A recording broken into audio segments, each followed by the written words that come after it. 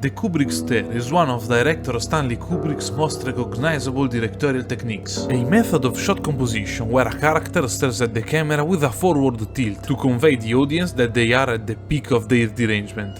So yeah, Dark Souls 3 without walking. I'm not gonna like this. And it's going to be an all bosses run. Well, so what can we do to move around the game? I wasn't sure, so I asked you, and the big majority decided that we can roll. So as a colleague said before me, keep rolling, keep rolling. And I failed the challenge because the character walks through the fog. Oh well, can't end the video now, I guess. The fight against Gundyr went well, but we can already see the main problems we will have in the run. We can only dodge on the spot, and following him around the arena by rolling isn't really feasible, since the moment we reach him we have no more stamina and we can't attack. For some reason he can bleed, and I managed to keep my thumb off the left analog stick long enough to defeat him. The previous like 5 tries were lost to a reset because not moving after 24 years of playing games where you have to move is hard. I didn't say it explicitly, but for me not walking also means not running. They are basically the same thing. So we can't jump and we can't take the Silver Serpent ring yet. If I were to show you how I went through every area of the game, having to stop every 3 rolls to regain stamina, this video would be longer than the amount of time we had to wait for Elden Ring, so I'll show you only the hardest sections. Like this one, where if the knight decides to stand on the door, I'm dead. And I have to say, if you assume that every time you leave a bonfire you are going to die, and you plan accordingly, your mental game in Dark Souls improves by a lot. Vort is up next, and he's a boss that likes to dash around the arena a lot.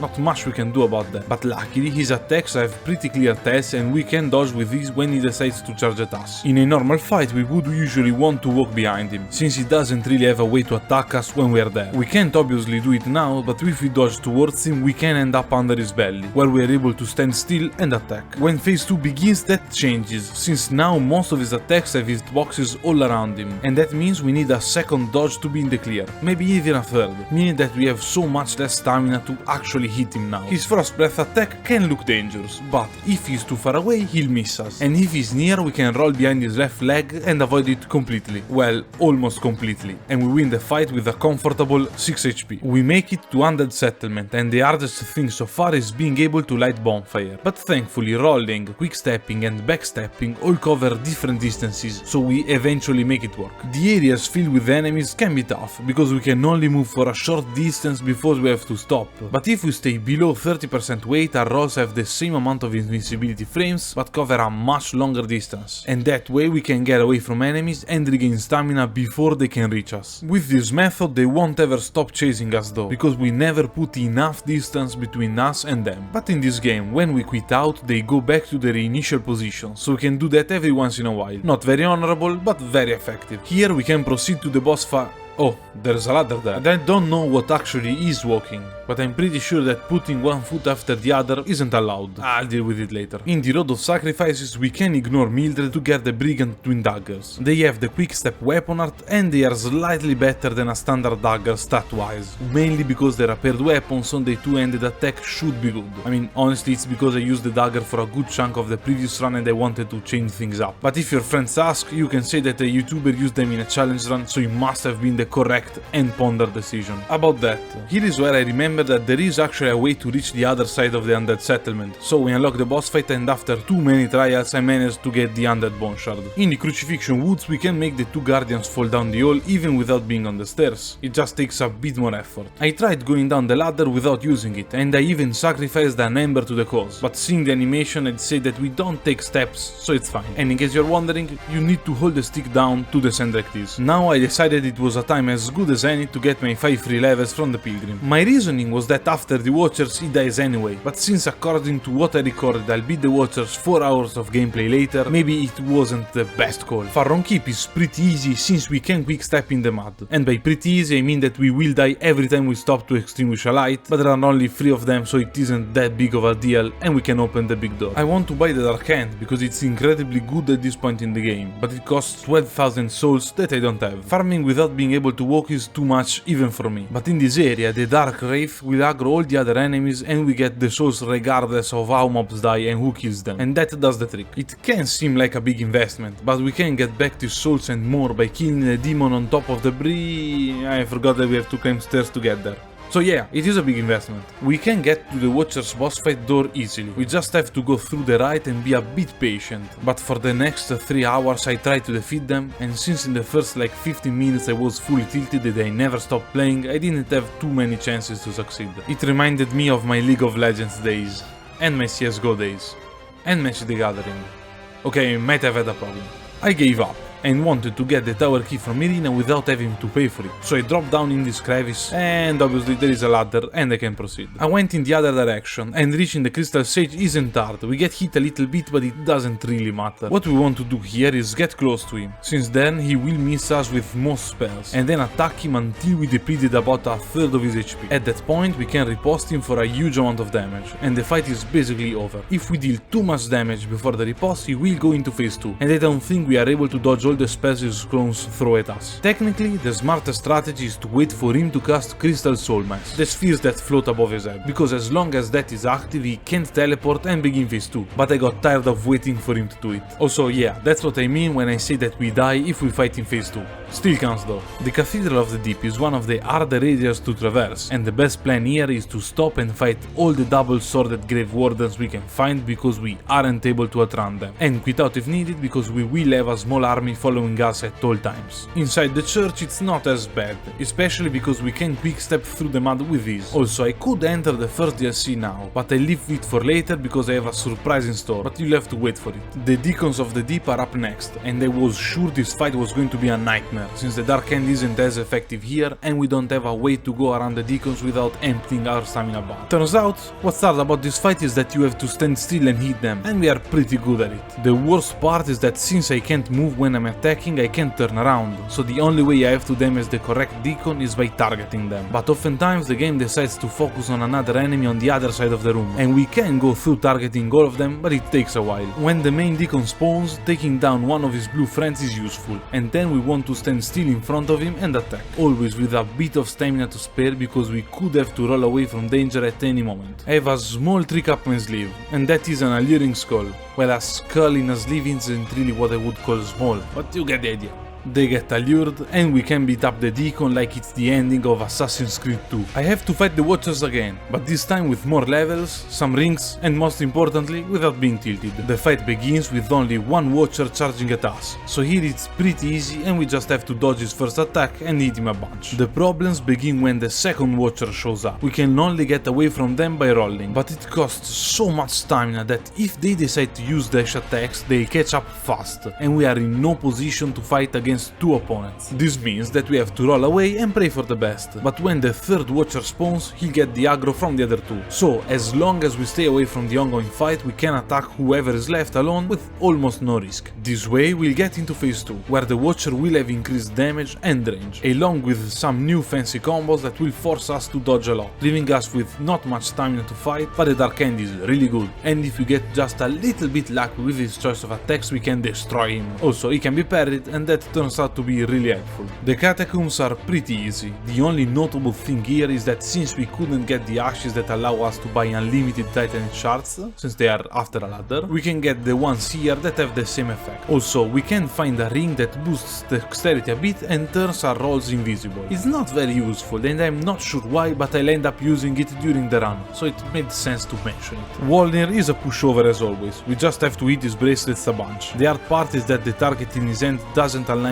well with what we have to hit, but calling it a hard part is almost offensive to the rest of the run. We already discussed and decided that going down ladders is fine. And I mean, we didn't discuss and I decided it by myself, but it's pretty much the same thing. Also, there's a boss down there, so it's not like we have a choice. We just have to go through a room, a corridor, and an open field with a giant ballista and a thunderworm shooting at us, so it's not a big deal. And we can also get a good amount of upgrade materials. The Old Demon King is a strange boss to fight without walking, but not a very hard one. The weirdness comes from mainly two things. When he attacks, swinging his hammer, he will push us around, sometimes just by a little bit, but putting us far enough from him so that our attacks will miss due to the short range, and he has a lot of moves that cover a lot of space around him, that are quite slow and we can't dodge on the spot. So we have to roll away using all of our stamina, wait for the move to end and then roll back in. And here he can decide to do it again and we end up losing a bunch of time for nothing. Again, it's not like this makes him that much more dangerous, but they start to get kind of annoying after a while. Remembering that he blows up at the end is not enough. We also have to either have enough stamina to roll away or be cool enough to roll through the explosions, and then a couple more punches seal the deal. After avoiding being eaten by a strange dog, we can roll through the streets of Irithyll. Here the first part is easier than it looks. It just requires a couple of well-timed rolls, but then we have to face 5 dogs and a couple of casters that are way too dangerous to try and roll away from. So we have to stop and manage to hit them while they are in the air attacking us, since we can't really chase them around. After that, luckily we just have to... another ladder.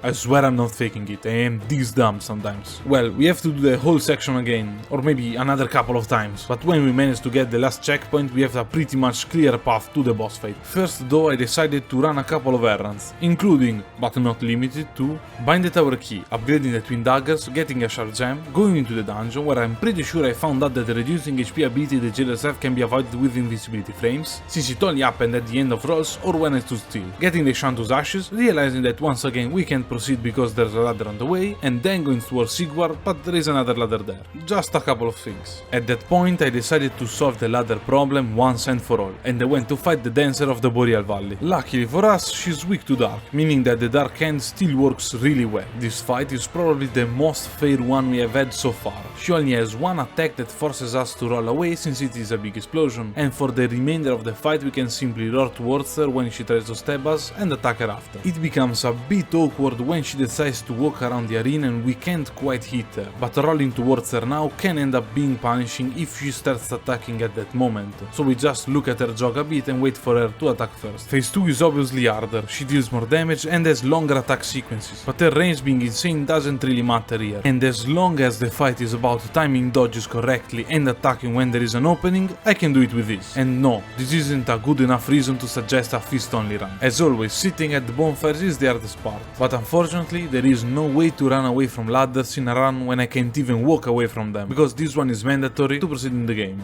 So we take it. I mean, what did you expect? Giving up on the challenge because 2 pieces of wood are in the way? I'll only take the mandatory ones though, because it still feels like losing. Here we can find a great amount of crafting materials and a huge amount of pain, since passing through all these old soldiers is definitely doable, but definitely not fun. I ended up clearing a path in this area and also unlocking the shortcut in the Consumed King's Garden, so all that remains now is basically defeating bosses. And that's like if a friend asked you for some help with Super Mario, and after selecting the level in the overworld, you said that all that remains is jumping on a couple of blocks. But you get the idea. Now that we can actually use the daggers, we can quick step during the fight, and being below 30% weight to have longer rolls isn't required anymore. But we still want to be below 70% so that we can still use rolls with the full invincibility frames, and we don't have a stamina regeneration malus. The quick step is great for mainly 2 reasons. It uses less stamina than a roll, and I don't think I have to explain why that is useful, but there is a more subtle benefit. When I want to roll, I have to, at the same time, use my left thumb to move the character and press the roll button, because else I would backstep, whereas if I wanted to quickstep I only have to press the left trigger. This is usually not a problem, because you are always moving, so to dodge you actually have to just press the roll button, but I can assure you that in this run the double thumb action to roll got me killed a good amount of times, and quickstep solved that problem. Well, and we can use the heavier armor since now moving an inch per roll isn't a problem anymore. Also, Sullivan is getting killed in the background, but I have +9 weapons at this point, so it's more of a beating than a fight.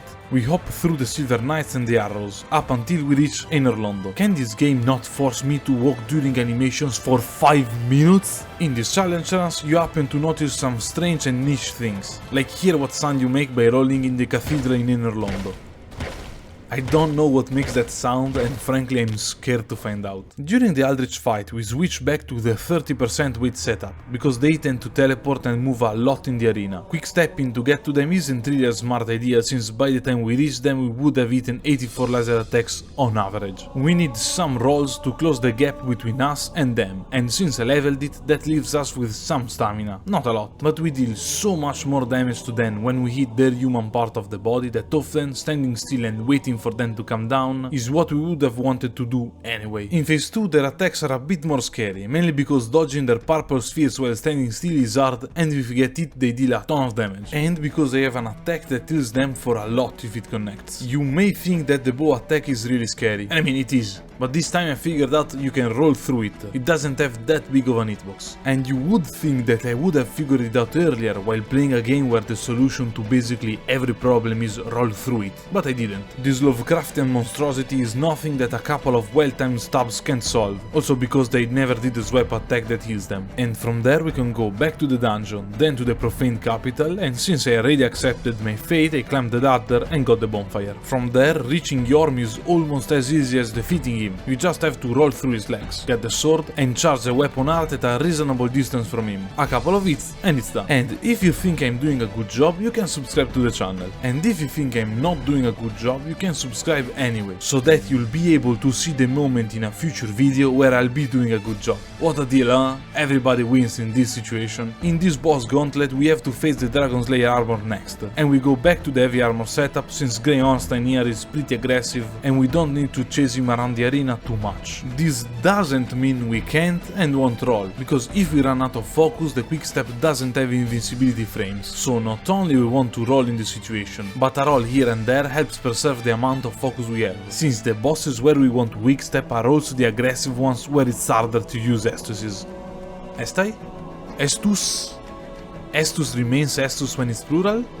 I don't know, debate in the comments for the YouTube engagement. This fight is mostly about patience and stamina management, because it has many openings but fairly long attack sequences and high damage, meaning that if we hit it too much in one go, we aren't able to fully dodge the following attacks. And sometimes we aren't able to fully dodge them because I mess up the timings and get one shot by his axe. But that's a whole other story. Armor done, we can go into the ancient archives, where we have to take the long way around since we can't use ladders, but it isn't that bad. We can ignore every enemy, and the wax on the head protects us from the curse-inducing books. After that, we can take the stairs full of enemies, and going through them without taking damage is doable, but a bit annoying. Thankfully, at the end we can take an elevator that brings us near the armor bonfire, and using it we can get to the next boss fight without having to dodge enemies. And by next boss fight I mean that for some reason I went back and fought the curse-rotted Greatwood. I don't have any idea why I did it now, and I was the one that chose to do it. This fight can be a little annoying though, because without being able to position correctly or even turn around, hitting its weak spots isn't guaranteed.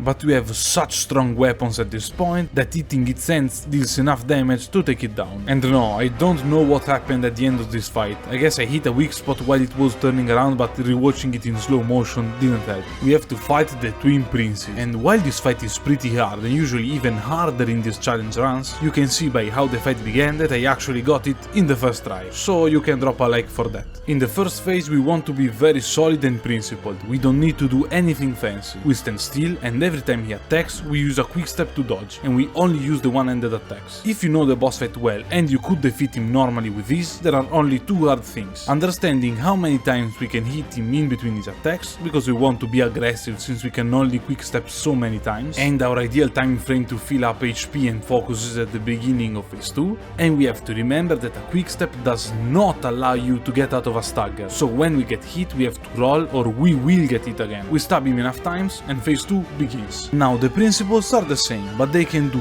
two new attacks that we have to remember. If they summon the white particles that follow us, we basically have no choice but to spam dodges and hope we survive. And they can and will use other ranged attacks, so if previously we could just chill and wait for him to come at us, now it makes sense to roll a bit towards them. Usually we would want to hit mainly Lothric by dodging behind the older brother, but I don't think it makes sense to go for it here. It will happen sometimes, and if we are lucky we can even hit him from the front while Lorien is swinging his sword, but we deal enough damage that when Lorien falls we are almost guaranteed to kill Lothric in 2 cycles using some gold pine bundles. We obviously want to wait for our stamina to be almost full before we deal the last attack to Lorien, and that should be enough to defeat this boss. I mean, not that I'm suggesting in any way that you should try this. Also, yeah, editor, can we have a don't try this at home sign please?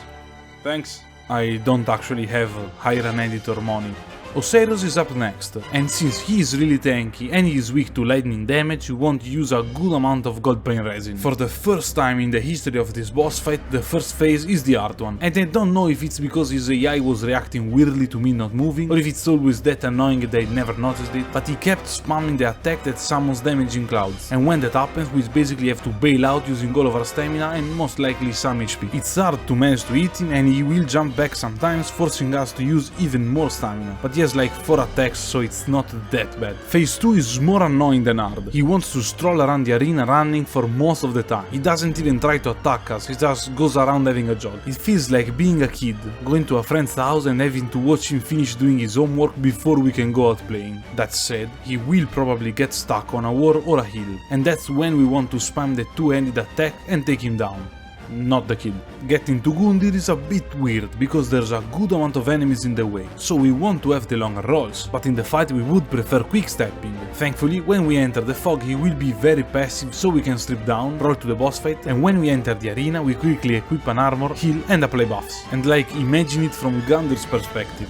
You are there chilling, waiting for your next honorable opponent to see if they are worthy, and a naked guy comes in rolling, you're unsure on what to do, maybe they need help, and starts jumping around weirdly trying to beat you up. The fight isn't that much harder than the initial Gundyr fight, because with a gold paint resin and two-handed attacks we basically melt through his armor, and since he basically is an armor, it doesn't end well. Here I went back to the dungeon to recharge Dragon's Peak, where we can fight the ancient Wyvern. Since the only thing we have to do is going around the place, we want to have the long rolls, and we have enough fears too. There's another ladder, come on. I'll deal with it later. We can kneel and get into the Ringed City DLC. The first section is pretty easy, mostly because we now have enough stamina to cover a lot of ground before having to stop, so we just need to roll from safe location to safe location. The swamp though is hard even if you can walk, and it's probably something that most of you were waiting to see if I was able to do. I never bothered to kill the angel summoners, mostly because I don't remember where they are, so I'll have to dodge my way through it. The beginning is kind of tankable, there are a good amount of safe spots, and we can drink a rest to Cinder face to survive. The last part in the 3 branches though is the hard one, and they just kind of like did it. A couple of rolls and it was over. Did I get lucky? Yeah, lucky that I'm great at this game. No, but actually it was mostly luck. The fight against the demons was very hard to figure out, and mostly for one reason. Usually, when we fight them, we want to be on the melee one, since both his attacks and the attacks coming from the ranged one are pretty easy to dodge. Attack him until they change positions, rinse and repeat. Here though, since we can't walk away from them, we end up pretty much always fighting in the same spot. And this means that the ranged one will end up walking towards us and using one of the 2 close range attacks that deal a ton of damage, build up a lot of toxic and are really hard to dodge. To solve the fight, I decided to stay below 30% weight, and I want to go really aggressive on the Demon in Pain, since that version of the Demon Prince is the one I want to fight, and luckily he's also the one that begins the fight as ranged. We don't care if you get hit here, and it will probably happen since you can't really understand what's going on when they're really close. We only care about killing the Demon in Pain as soon as possible. After that, the demon from below is alone, and it's really easy to take him down, and the fight against the Demon Prince is almost a normal fight. Sure, it's a little annoying having to roll when we could simply dodge his attacks by walking, and we will be able to hit him a bit less because of this, but as long as we keep our stamina under control and we stay really close to him, we can still hit him freely because most of his attacks will miss us, and we won't get punished too much for it. Also, we are able to catch up to him during the laser attack just by rolling if we time it correctly, so all that remains is stabbing him a bunch, and they say that while winning the fight with no more heals and 1 hit from dying. The Ringed City is pretty hard, but we can simply roll down in this section and ladder.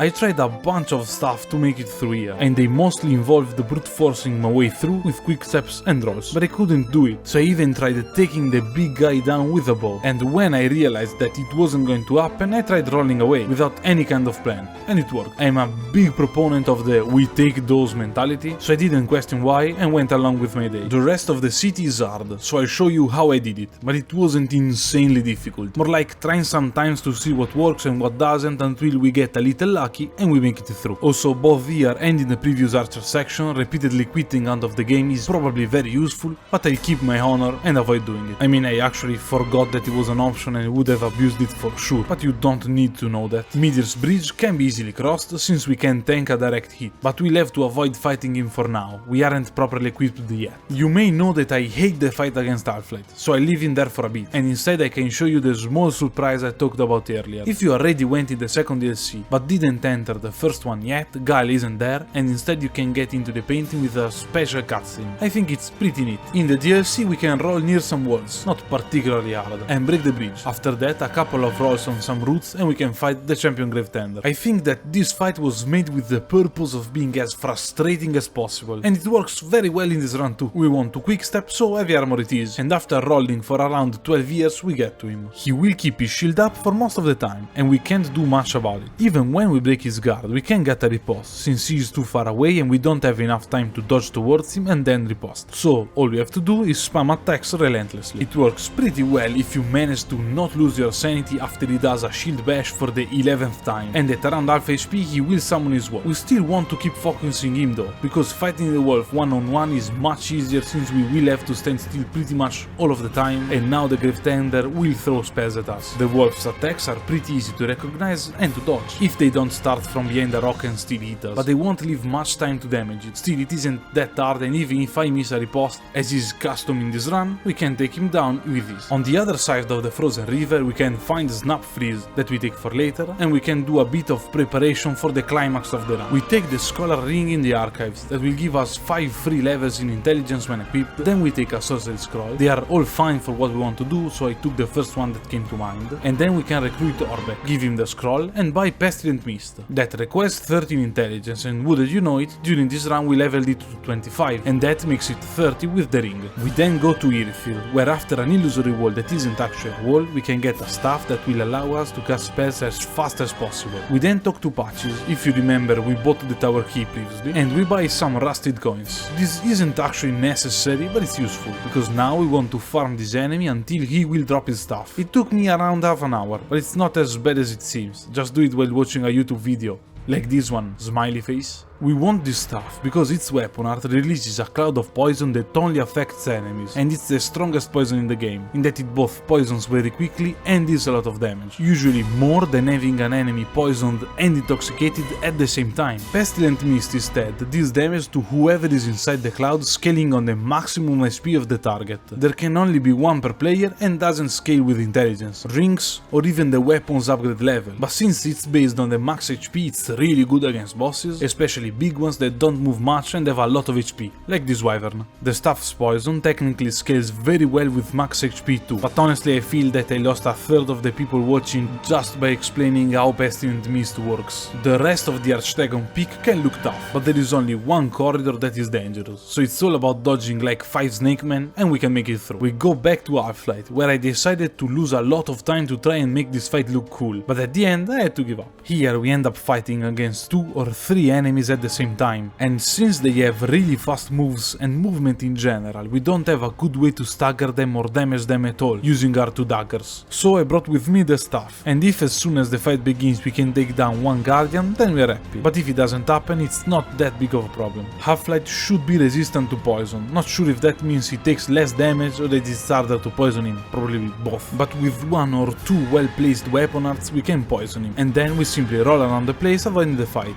A single poison application should deal him a bit more than half HP, but it's not that easy. After 1/3 of HP, another guardian will be summoned, and the guardians can do a healing miracle that heals the boss and themselves. I don't know if they can only heal 3 times each, their AI simply stops doing it after a while, but it's just a matter of luck. But I managed to roll around the arena surviving stabs, throwing daggers, arrows and some kind of dark magic attack long enough to see him succumb to poison and get the dub. Long enough means 12 minutes in this case, that is actually not that bad. We have to explore the last remaining area in the game, and I have some bad news. To progress here there is not 1, not 2, but 3 mandatory ladders that we have to take. It feels like the game is mocking me frankly, and we can get as upset as we want, but there's no way around them, and we have to use them.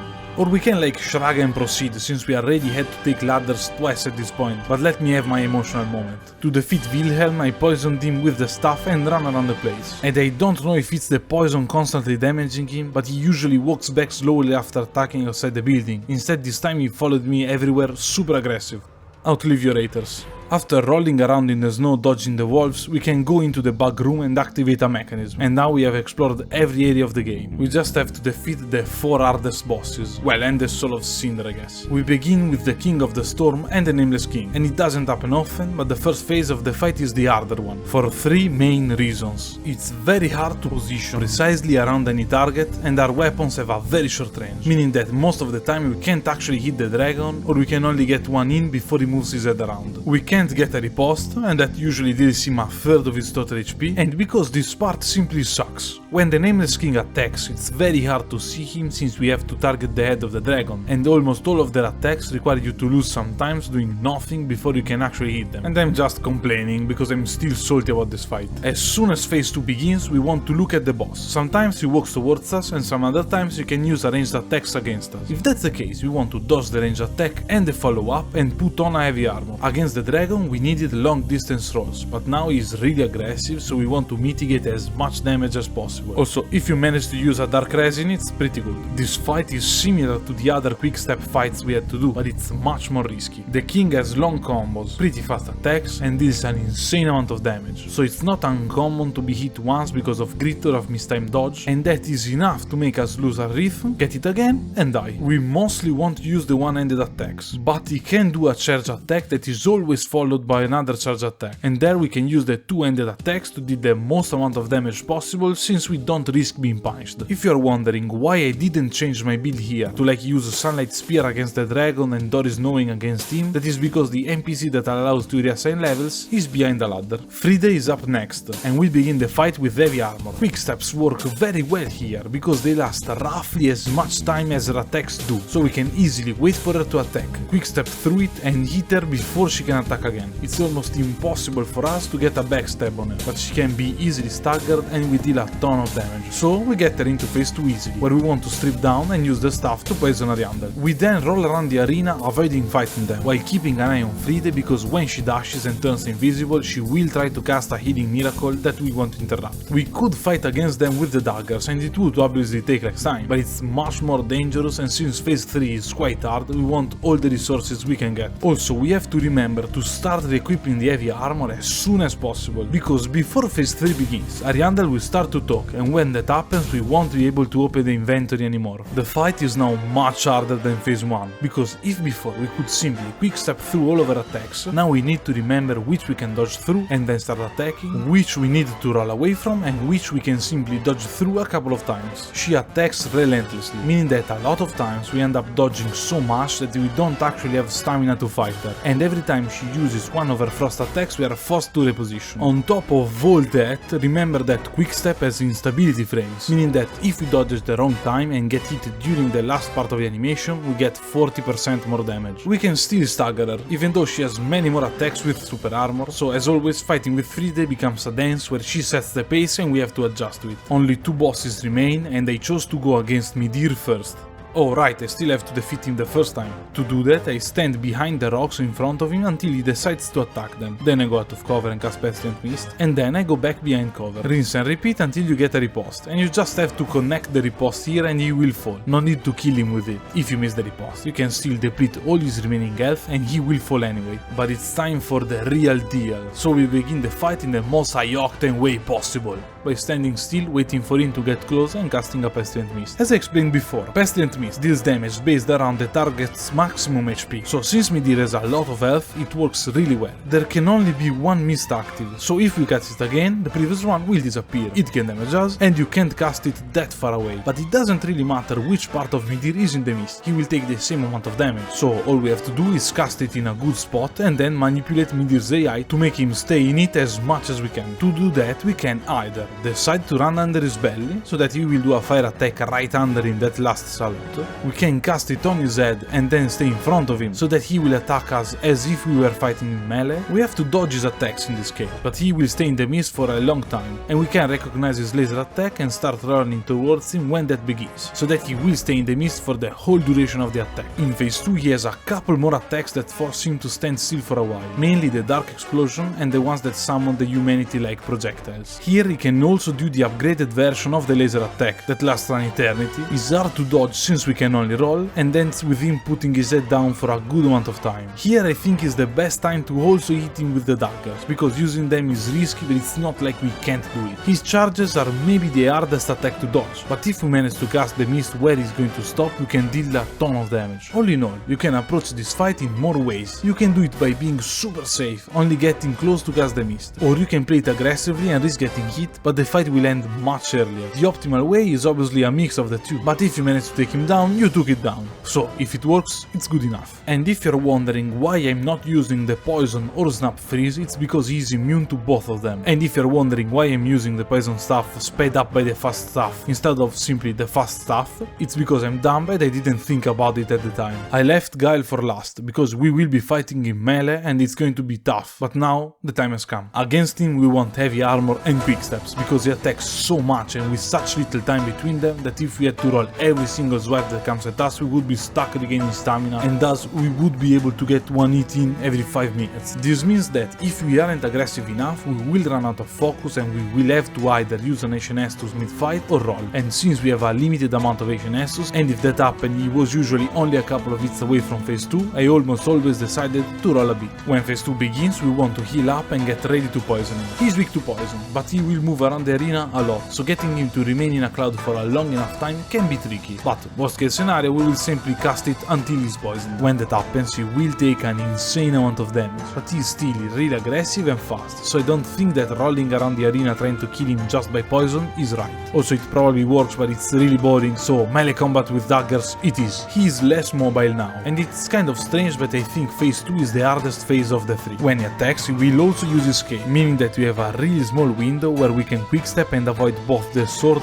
and the cape. And yeah, it doesn't deal as much damage as the sword, but it's still a good amount of damage. He will only do 2 or 3 attacks in a row now, but I had a really hard time dodging the melee crossbow attack, and both the attack where he puts his sword in the ground and lifts it back up, and the light discs one are really easily dodged by walking a bit to the side, and we obviously can't do that. We managed to get to the 3rd phase, and now his attacks are more dangerous and have more follow-ups, but I think that they are also easier to tell and easier to dodge with a quickstep. Not to mention that they are also much slower, since most of the time he will be flipping in the air or jumping away from us to charge a stronger and cooler looking attack, but every second that passes we deal him an insane amount of damage thanks to poison. I ended up with no heals early into phase 3 due to a poor phase 1 and 2, but I managed to clutch it out in the end, and even Guile falls. The Soul of Cinder is the actual last boss fight, but thanks to Snap Freeze, our knives and quicksteps we can deal a lot of damage with relative ease, so it quickly falls. And with that I'll say that you can beat Dark Souls 3 without walking, when I mean we walked on the ladders, and the boss folks, and like half of the animations in the game. Well, I mean, it's the journey that counts, and as always, if you like the video, leave a like or even subscribe. I'll see you next time. Well, you'll see me. See the video at least. Why do you always mess up the outro? Yeah, I'm hyped for the new Kirby game. How could you tell?